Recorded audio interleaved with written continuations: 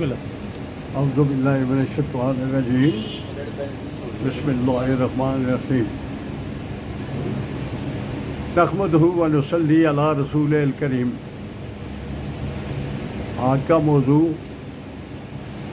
اس حج کے مہینے میں جو ایک بہت بڑی ابراہیم علیہ السلام سے قربانی ہوئی اس سے متعلق، یعنی ابراہیم علیہ السلام کے اللہ نے جو انہیں آزمائشیں دیں ان میں سے ابتدا کر رہا ہوں جو قرآن اور اقبال کے موضوع ہے، اور یہ زیادہ تر سورہ انبیاء کا مضمون ہے. تو ابراہیم علیہ السلام کے والد کا نام طارق تھا، لیکن وہ بت پرست تھے اور بت فروش تھے اور بتوں کی کاروبار کرتے تھے، اس لیے ان کو آزر بھی کہا جاتا تھا. تو آپ نے ان سے، ابراہیم علیہ السلام نے اپنے والد سے کہا کہ آپ اور آپ کی قوم ان بتوں کی پوجا کیوں کرتے ہیں؟ تو سورہ انبیاء کا یہ مضمون ان لوگوں نے اور ابراہیم علیہ السلام کے والد نے بھی کہا کہ وجدنا آباءنا لہا عاکفین، ہم نے اپنے آباء و اجداد کو ان کے سامنے بیٹھ کے ان کی پوجا کرتے ہوئے دیکھا ہے، اس لیے ہم ان کے نقش قدم پر چل رہے ہیں. تو ابراہیم علیہ السلام نے ان سے کہا کہ کیا یہ کوئی تمہیں کوئی فائدہ دے سکتے ہیں؟ تو انہوں نے وہ بے بس ہو گئے، آگے سے ان کا کوئی جواب نہیں تھا. تو ابراہیم علیہ السلام نے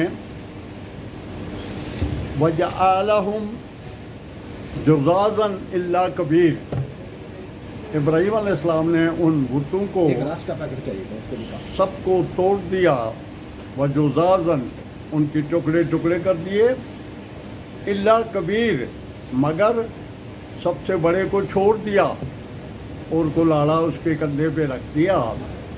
جب وہ لوگ واپس آئے انہوں نے دیکھا کہ ہمارے بتوں کے تو ٹکڑے ٹکڑے ہوئے ہیں اور یہ جو سب سے بڑا ہے اس کے کندھے پہ کو لاڑا ہے.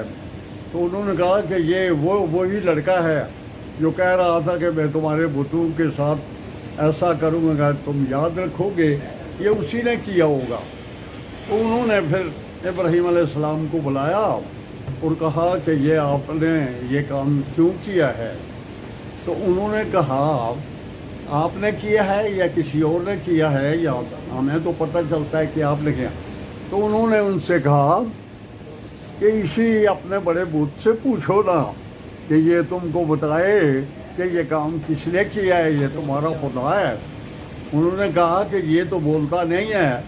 انہوں نے کہا کہ اگر یہ بولتا بھی نہیں ہے اور کوئی تمہیں بات بھی نہیں بتا سکتا ہے تو پھر تم اس کی پوجا پاٹ کیوں کرتے ہو، اس کی عبادت کیوں کرتے ہو؟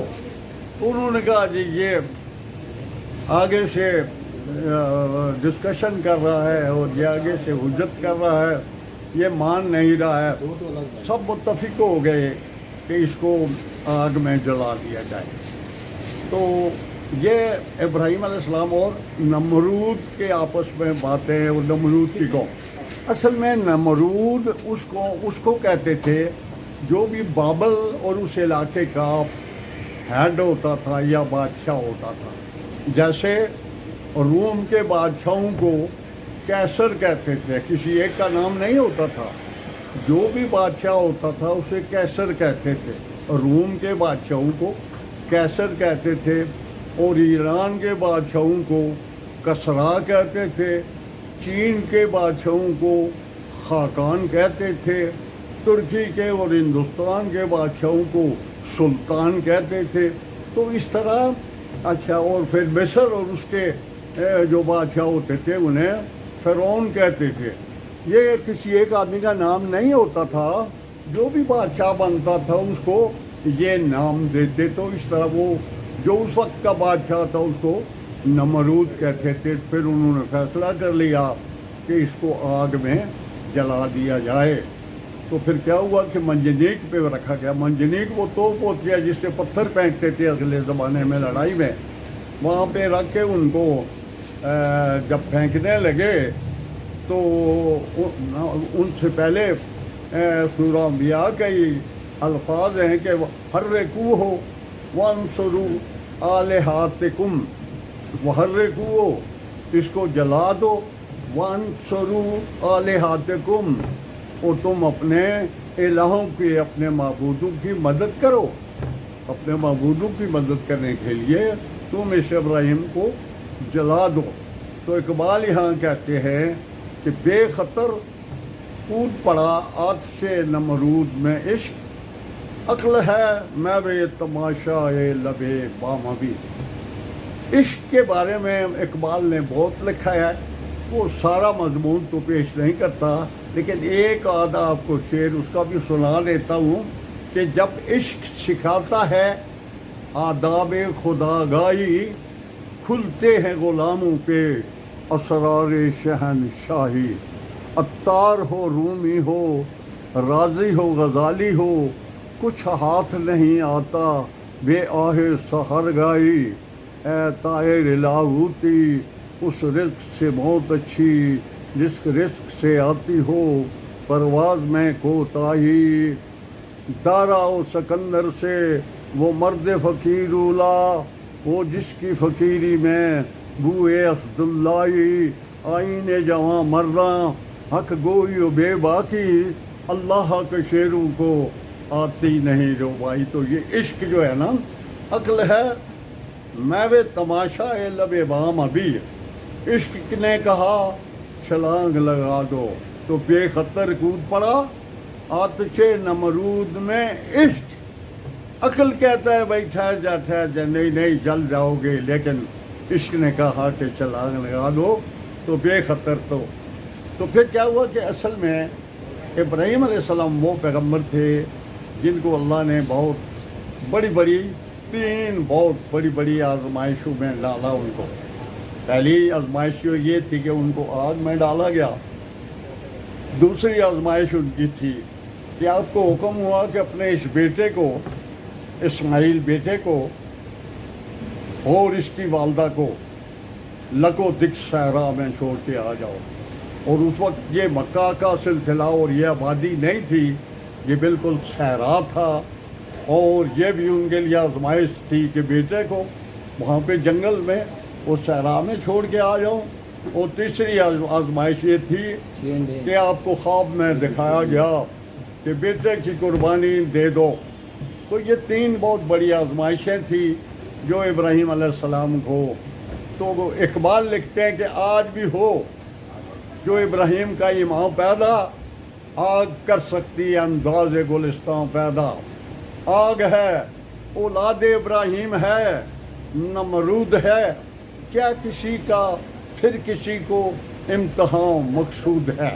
یعنی آج کوئی اس طرح کا امتحان دے سکتا ہے جو ابراہیم نے 3 امتحانات دیے اور تینوں امتحانوں میں پاس ہوا. تو یہ دور اپنے ابراہیم کی تلاش میں ہے.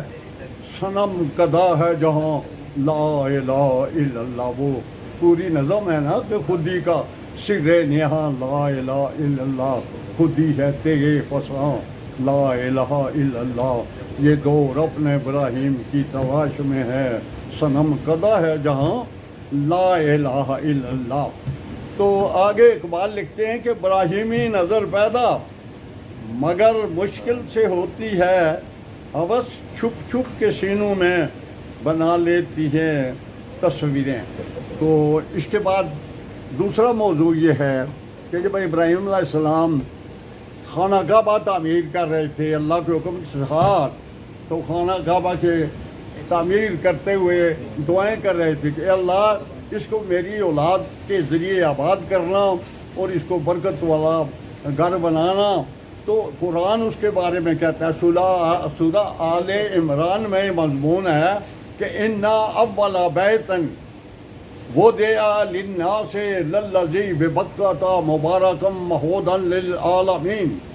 اللہ کہتا ہے قرآن آل عمران میں کہ ہم نے دنیا میں یہ پہلا بت کدہ وہ ہے جس میں اللہ کا گھر بنایا گیا، جس میں اللہ کی عبادت کے لیے تیار کیا گیا، وہ دیا للناس، لوگوں کے لیے یہ رکھ لیا گیا ہے۔